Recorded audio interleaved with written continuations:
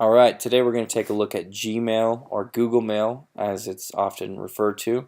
As you can see, my Gmail has my work company's logo up here, Icon Health and Fitness. It's pretty cool that we use Gmail just because of the functionality that it provides, which I'll cover here in just a minute.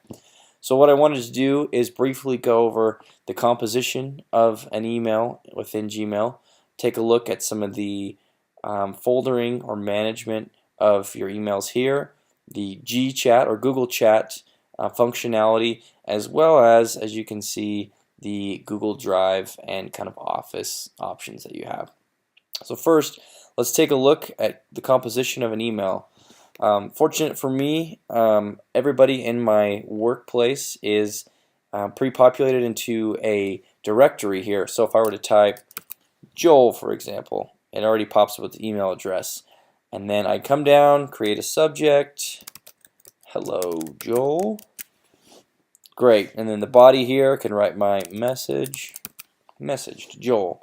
And as you can see, I have a signature or a sign off so that Joel knows who it's from, how to get a hold of me, and what company I'm contacting him from. Down here you can see the different formatting and font that's available for any of your emails, kind of like you would find in Microsoft Word. Lastly, you can attach files, draw from your Google Drive, which we'll get into in a minute, link, do whatever you need to there, and then of course the basics, you can carbon copy and blind copy someone as well. So that's pretty simplified there. I'm going to go ahead and discard that draft as I don't want to message Joel hello. You can come down and see that some of my important messages I can star.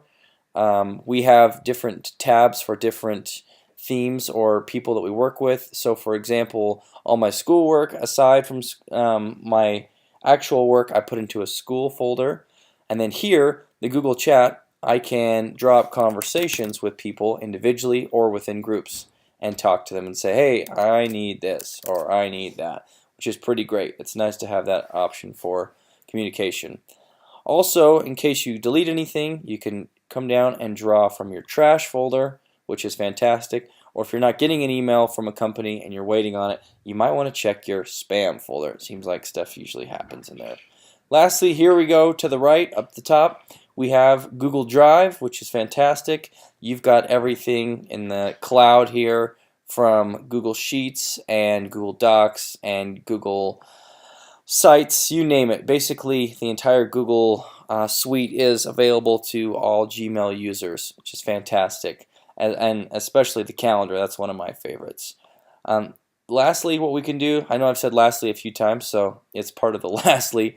In settings, you can take a look at some customized features that will allow you to have a more comfortable and easy to navigate Gmail experience. You can also customize what your profile picture is going to look like, your signature sign off, and even down to an automated response for vacation time. So if you don't want to be bothered for a week, come down, let them know, hey, thanks for the email.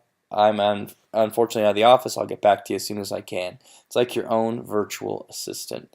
So hopefully that will give you a little bit more of an insight as to Gmail or Google Mail. But I personally am a big fan, and I hope you enjoyed this. Thanks.